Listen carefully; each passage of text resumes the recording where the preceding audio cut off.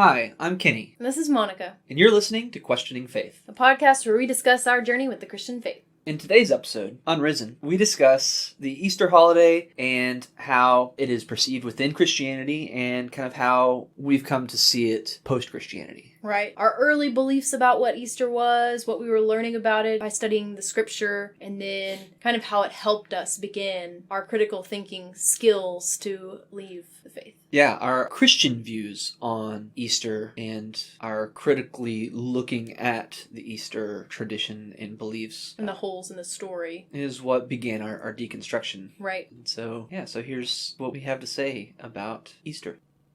Well, it's a pretty big day in the world of Christianity. It is. I guess it's a different day depending on which branch of Christianity you're a part of. Right. East Orthodox and stuff, they do the Julian calendar, and Catholic and Protestants do it a different date. Not that that matters, except to point out just another minor difference between these sects of this religion called Christianity. Right. But anyway, talking about Easter, I suppose it would be interesting to get into what we believed about this holiday and what seems to be the typical kind of evangelical outlook on it, what our specific little branch of evangelicalism taught, and then talk a little bit about the way that the church systematically seemed to just kind of take over holidays throughout history and use that to make Christianity more palatable to the peoples they were overtaking. Right. They're conquering. How would you describe what we believed about the death and resurrection of Jesus? I think early on as a believer, and then into my Catholic phase, and then into my non-denominational phase, I just had a general take of Good Friday is the day Jesus died, Sunday, Easter Day is the day he rose, and anyone who believed that was saved. No details were in my head about what that meant to believe or any complex theology built around it. Yeah, it was just very basic, kind of the typical cultural American Christianity of, Jesus died and came back to life, and that means we get to go to heaven if we believe that it happened. As long as you believe it, right. And then, I guess, we did an Easter series that lasted like a year with our church. More like 6 months. It got into a lot of what the Bible describes, what happened on the cross after the question was posed, what exactly did Jesus suffer and what did he accomplish on the cross? And then actually looking at the text in the Bible, it's a lot more complicated than just believe in him and be saved. Yeah. And so then there at the end, there's a lot more complexity to it. What do you remember us going over during those days when we were studying scripture to try to figure out what Jesus accomplished on the cross? Well, I remember the question started with you and a friend had asked about the wrath of God and about how Jesus in his death accomplished appeasing the wrath of God. Which, I guess to step back from that, prior to that conversation, we had, I think in our specific branch of evangelicalism, and I think it's probably a fairly good bet to say that most evangelicals would say that Jesus bore the wrath of God on the cross. Yeah, he took on the wrath of God. Yeah, and basically meaning, which this is another facet that we should talk about, meaning that God was really mad at us, had a lot of wrath, for our sin nature. For humans. Yeah. Because we sinned. Even though we can't help it. Even though we can't help it, and, different explanations, depending on which branch you're in, about whether or not we can help it and all that. Right. But we're in our sin nature, thanks to Adam and Eve, and God's just really mad at us and wants to destroy us. Yeah, and apparently let us be tortured forever. Right. Well, maybe even a step further, right? Not just let us be tortured further, but be the author of that torture. Right. Okay, right? So handing us over to Satan. Well, but Satan's going into the lake of fire just like humans are. Oh, well, right? That's true. Satan's, I think there's a misconception, maybe misconception is not the right word. There's a difference in beliefs here. I think a lot of cultural Christianity would say Satan is in charge of hell. Right. But at least within what we believed and what we believed the Bible taught about what hell was, is that hell is made for Satan. Not for him to rule over it, but as Satan's eternal torment. And then everyone who is outside of Christ gets tortured with Satan. Oh, not by Satan. Right. It's amazing how many details you forget after you're out of it a few years. Right. Reverse revert back to just the cultural... the basic beliefs. Yes. Yeah, so God was so mad at us that he wanted to torture us forever. Right. And up until this Easter series that you mentioned, we had kind of come to the conclusion that what Jesus accomplished on the cross was appeasing that wrath, making God okay with us. And so instead of pouring out all of his anger on us, he poured out all of his anger on his son, Jesus, on the cross. And I can remember having pastors teach about that, about how, Jesus was on the cross for something like 6 hours, but the physical act of dying on the cross and the torture that he went through wasn't really the real sacrifice. But what was really happening in those 6 hours was the eternal wrath of God being poured out on Jesus. And that's what the real suffering was for Jesus. Yeah. To the point where he ends up saying, my God, why have you forsaken me? And that being such a big deal that he was been separated from his Father. Never mind the confusing aspect of that, of Jesus being God and all of that. Right. Like, how do you... He's sacrificing himself to himself, but it's also the Son sacrificing himself to the Father. And right, all the complexity of, okay, if Jesus died, was God dead for a little while? Like, was he just missing a part of himself for a while? Like, if you really want to dissect how part of God could be dead and fully alive and still fully in control, then you can go down that little rabbit hole, but it's probably impossible to reconcile.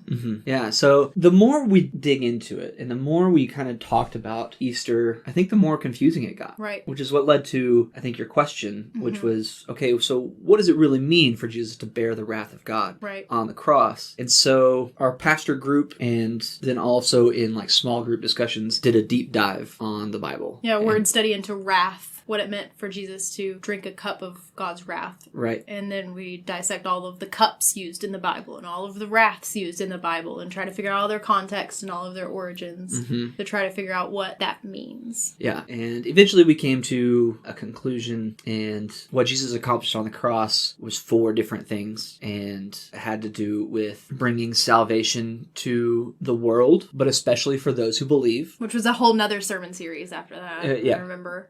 And that's based on 1 Timothy 4:10. In fact, we labor and strive for this because we have put our hope in the living God, who is the Savior of everyone, especially of those who believe. Which I guess we ended up saying God saved everyone. Jesus saved everyone by this act. But salvation is only credited to you if you believe these things. Right. Or you only get the benefits of that salvation. And somehow we made a distinction between being saved and getting the benefits of being saved. I don't know. Yeah, it became very nuanced. And I think this was the beginning of the end for us.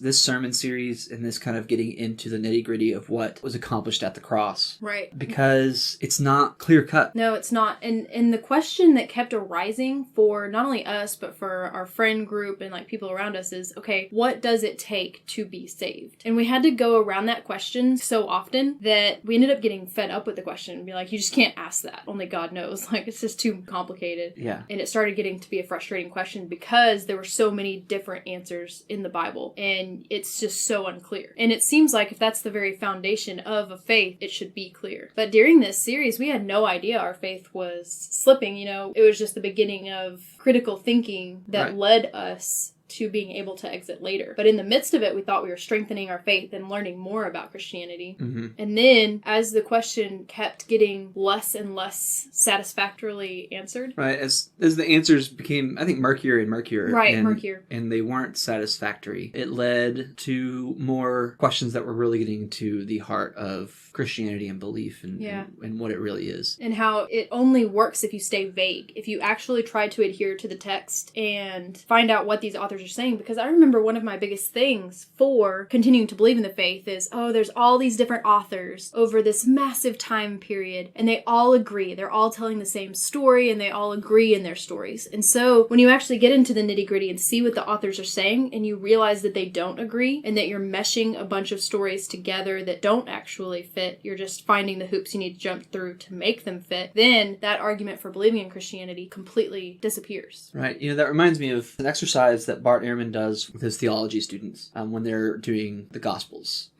Of going through it and reading the Gospels in a way to see the differences between the stories. And the point that he makes with the exercise is what we end up doing when we read the Bible the way we do in church, which is like, we piece together all of these stories together, and we, the Gospel according to Matthew and Luke and John and Mark are kind of all intertwined, is we write a fifth gospel. Right. And so we tell this story now that is something that's an amalgamation of everything that's said in the Bible.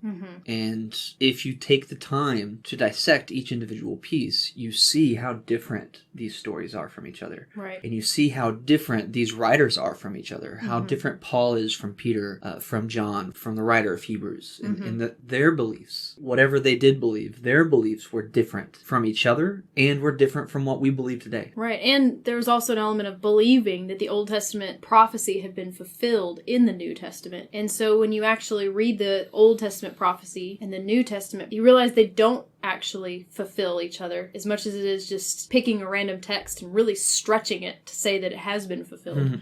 Or changing it a little bit, twisting it a little bit to say that it's been fulfilled. So yeah, it was the beginning of that Easter series that made us look at the Bible with a more critical eye to see how it, fully believing that it fit together, we were trying to get it to fit together, and then we realized we couldn't, and then everything else started falling apart around it as well. Yeah. So as a follow-up question, do we think that what is generally believed about what is accomplished at the cross, do we even think that that is a good and fair thing? Getting away from like all the different nuance and, you know, all of the different stumbling blocks that might get in the way of believing that anything was accomplished by Jesus dying on the cross. All right, so let's say in some way God has a wrath to pour out on humanity and Jesus stops that from happening and provides a means for those who would believe to get to enter into heaven, into paradise, while the rest who disbelieve are burned forever. Are tortured forever, or are annihilated, you know, however we want to go about that.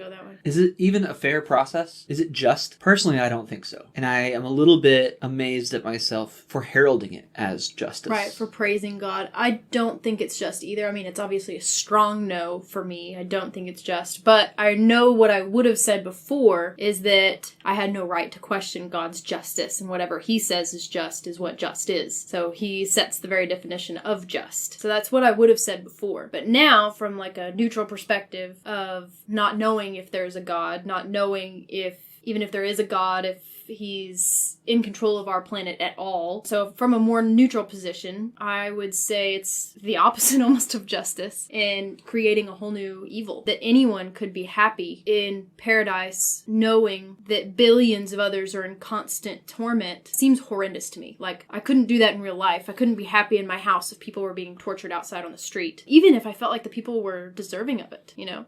Maybe it'd be good for a second, I don't know. But even if they were murderers and horrible people, for it to go on and on and on, I could not be happy inside my own home, even if it was a wonderful home, if people were being tortured outside. Yeah. And so I have a hard time grasping how I used to feel like I could be happy in paradise if people were being tortured. So even that aspect of justice. And then, but what you were kind of asking about is even the whole process of displacing blame onto an innocent party to take care of the sin that was done. So if I wronged you taking it out on the dogs instead, or, you know, something like that, like displacing the blame of the sin onto something else. It's kind of a primitive way of thinking about it too. It's an archaic thing. Oh, I'll take up and take the blame, which is fine, but it's not justice. Right. I mean, I think you hit an important point there, is that it's an archaic thing. Like, at the end of the day, as we kind of discussed with David, it's a blood sacrifice. Right. What is being celebrated in Easter weekend is a blood sacrifice to an angry God in order to garner that angry God's blessing, as opposed to its wrath. Right. And to take it a step further, it's cannibalistic. Right. Right. It's not even just you slaughter a lamb. Like, it's you slaughter the animal and then you eat its flesh, you drink its blood in order to gain that blessing. Right, which is what Catholics believe they're doing.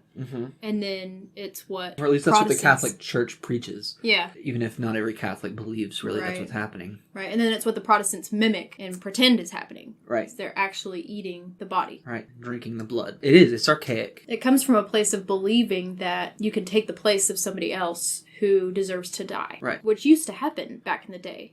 A king might sentence someone to death, and then their brother or somebody would step in and say, no, I'll die in his place. And we don't do that anymore because we know it's not just and it's not moral. Yeah. Like, if somebody was on death row and they're about to be electrocuted, we wouldn't let the guy's brother or sister come in and be like, I'll be electrocuted instead, and that'll appease the state's justice against this person. Like, that's not it. That's not how justice is done. Yeah. Though I'm against the death penalty at all. But even then. Yeah, that's a completely different conversation conversation, I suppose. Yeah. But yeah, even then. I guess it being the fulfillment of the Passover, that's how we connected it to the Old Testament and said that it was a fulfillment of Old Testament prophecy because they used to kill the lambs and put the blood to keep all the firstborn from dying. Yeah, which, okay, so that, I suppose that can bring us to the next kind of point of this is the way that Christianity kind of leeches off of other religions. Right. And so right here, and every Christian around today is going to say, in response to this, they're going to say, well, but Christianity is the fulfillment of Judaism. But, I mean, every Muslim is going to say the same thing, that, you know, Islam is the fulfillment of Judaism and Christianity. Well, because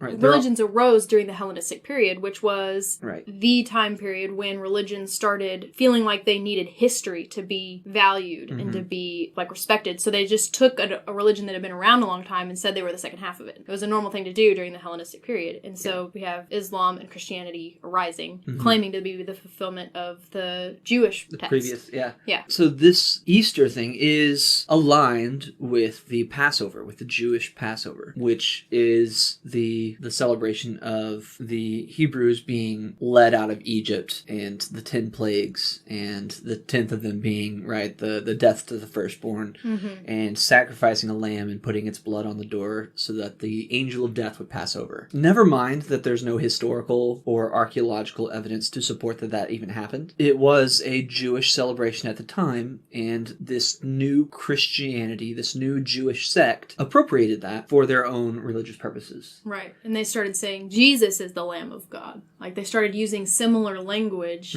They have the text. They have their traditions. They know what the traditions are and what they say. And so they start absorbing some of that language and then continue it forward to claim to be some sort of fulfillment of that. And then as we fast forward through history, we still see them Christianity's been doing it ever since. Right. Taking over other religious ceremonies or traditions and incorporating them into the terminology and into the rituals of Christianity in order to make it more palatable for the people that they're around, the people they're trying to convert. Right. At times, the people that they were conquering, as the Roman Catholic Empire was taking over the Western world. Right. Which is why we call it Easter in America today. Ostara or Istara. Yeah, coming from an ancient German god or goddess named Ostara. Yeah, I guess she slept most of the year and then awoke when it stopped being so cold, and people would look for eggs as a sign that Istara had woken. Yeah, and her festival took place around what we call April now. Right. And so... it was the coming of spring, the new life. Yeah, and so since that aligned with the Passover time, aligned with the Christian celebration of the death and resurrection of Jesus, there was an appropriation that happened there to make it more palatable for this group of people. Right. Same thing happened with Christmas and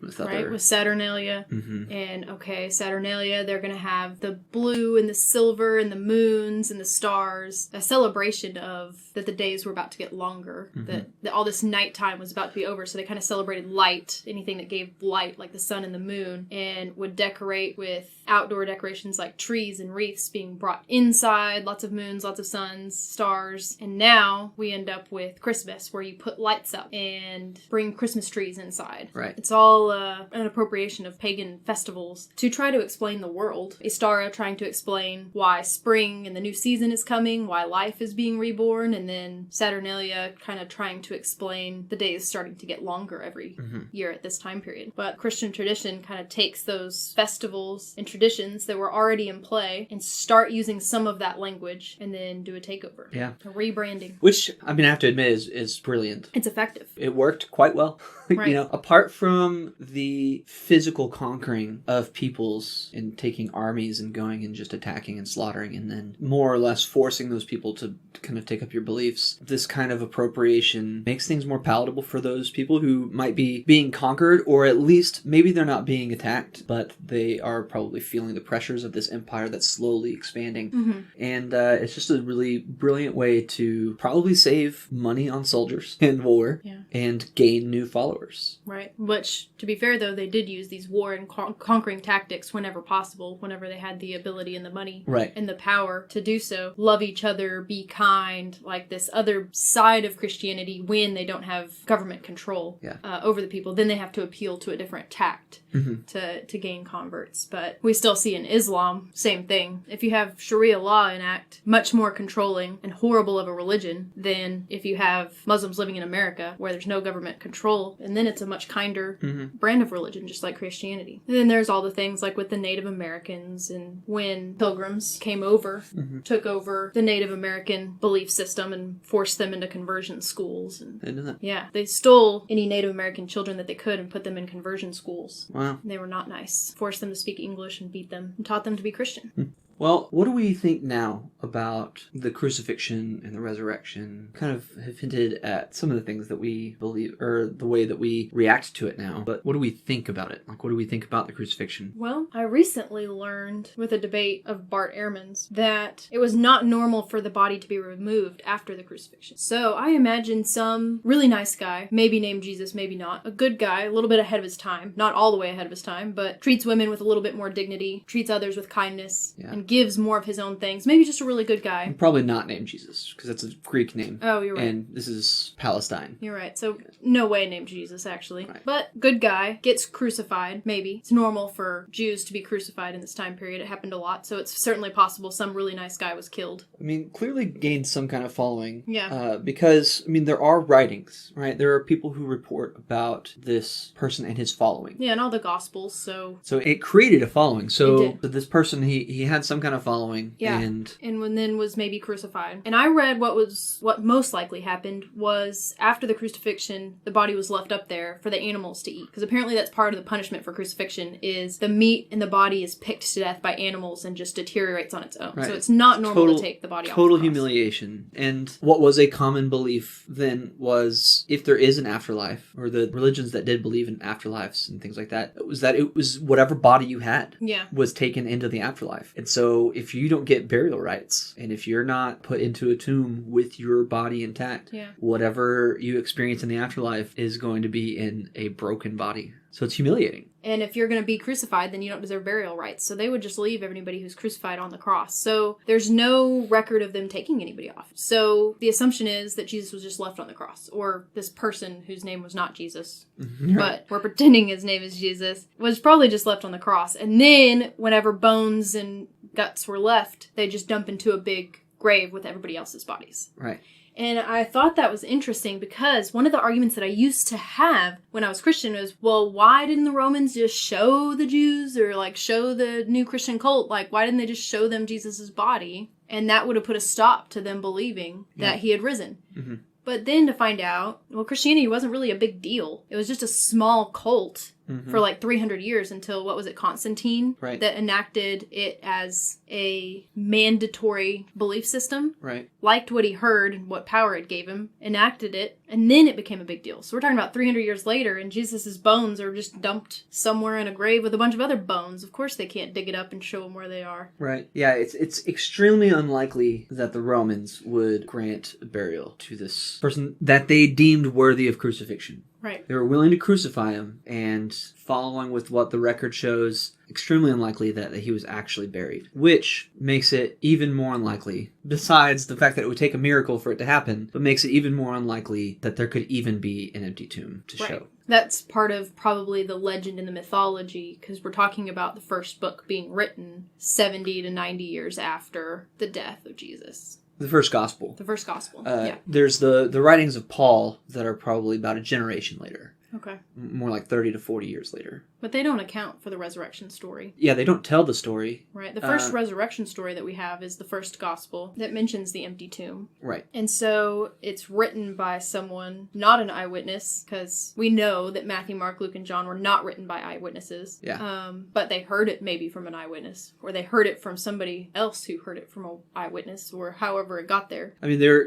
are plenty of reasons to be able to point to how, these gospels were not written by these uneducated Jewish men who were following this Jesus person around. Right. Apart from the fact that they're written in Greek, educated Greek, and then how late they are dated and all of that. It's just very unlikely. Right. If they're connected to an eyewitness, it's at the very least, it's secondhand. Right. And we don't accept secondhand sources today. No, it was dishonest to take the Gospel of Matthew and label it Matthew, and then have a disciple named Matthew, because you just assume things. Right. But there's no reason to believe that it was the disciple Matthew, and there's reason to believe that it was not. Yeah. Very good reason. So we have all these Gospels with the account of the tomb being empty, but they're written decades later. So, I mean, that brings me to say, obviously, I don't believe the resurrection happened, but I don't even think the burial happened. Right. And I think that the evidence is slim, even that the crucifixion happened. Like, maybe it did. Yeah, because they did execute a lot of people through crucifixion, so it is possible that someone did who had a following. Yeah, but not something to hang your hat on. Right. You know, without a burial and without a resurrection anyway, who cares about the crucifixion? Right. Except for the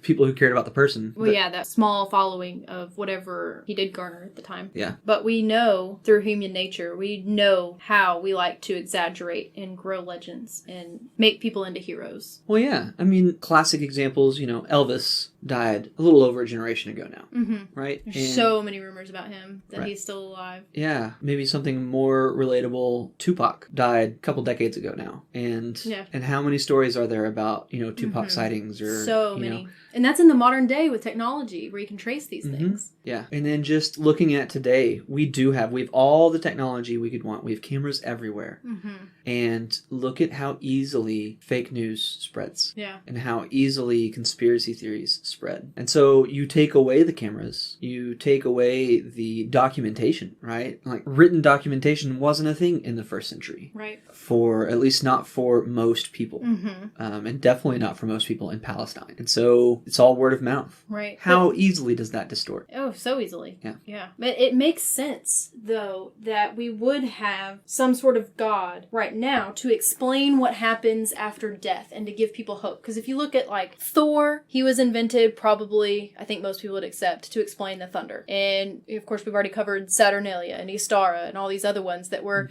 typically invented to explain something, like why the sun exists and all these things. And so because of science and because of human advancement, we have explanations for these things now. We know about the Earth rotation. Mm-hmm. And so one of the holes that we have left is, well, what happens to us after we die? Right. And the very, very beginning, was there nothing? How did it all begin? And so you have a God left over that still fills what we don't quite know. Yeah, this holdout. Yeah. It's explained like that. I mean, that's exactly the God of the gaps. Right. Right? It's precisely what it is. And I think it's hard to see how these religions that are holding out today are not just God of the gaps, even when you have theologians that come and insist that that's not what they're doing. Right, because what was the first question when you left the church? You were with these other pastors, and one of their first questions to you, I remember you telling me, was, well, how did the universe get started then? Right. Like, it's their very first response. Oh, you don't believe in God? How did this all get started then? Right. It's an immediate gut reaction, and I've been asked it many times when I tell people I'm an agnostic atheist. Okay, well, how did this all get started then? Right. And so that's the reason. It's very clear that for most people, their belief in a God is most certainly meant to explain something. It's an explanation. It's not necessarily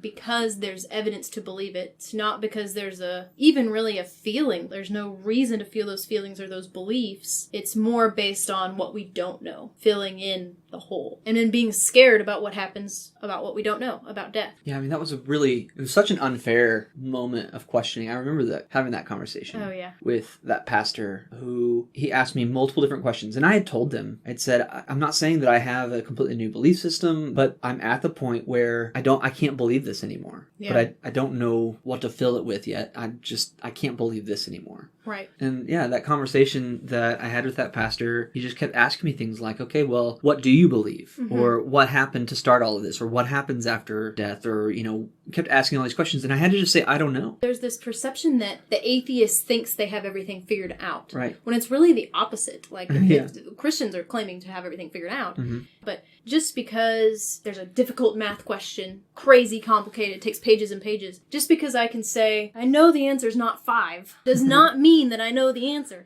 Yeah. One other thing that I've kind of come to think about the gospel story, and really it's something that I've come to think about the nature of belief.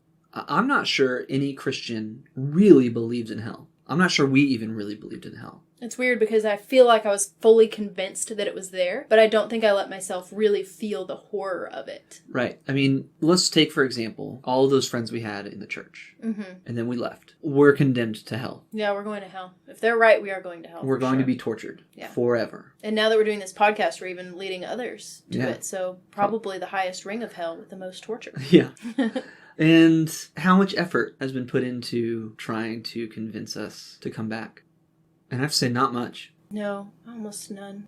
they kind of separated themselves from us, Yeah. I feel like, for the most part. Mm-hmm. I think no one has tried to talk to me about Jesus from that church. No. And I think that in itself, and I think that is, not to hold that against them, I think that's typical. Right. Yes, people do evangelize and, they build these relationships, but the fact that we could enjoy any part of our life as Christians, that we could take a weekend to go and have a vacation where we weren't trying to actively save people from eternal torture. Yeah. I think is evidence that we didn't really believe in it. Like we could claim we believed it, we could think we believed it, but I'm not sure we're even capable of really believing in something like that. It requires too much cognitive dissonance in it, and we have to block it out. Right. To believe that you can be happy while people are suffering like that, it does. It takes a massive amount of blind eye. Yeah. That reminds me of a story about the magician Penn from Penn and Teller. He would tell this story, I just remember him talking about it once, about how after a show, a Christian walked up to him and said,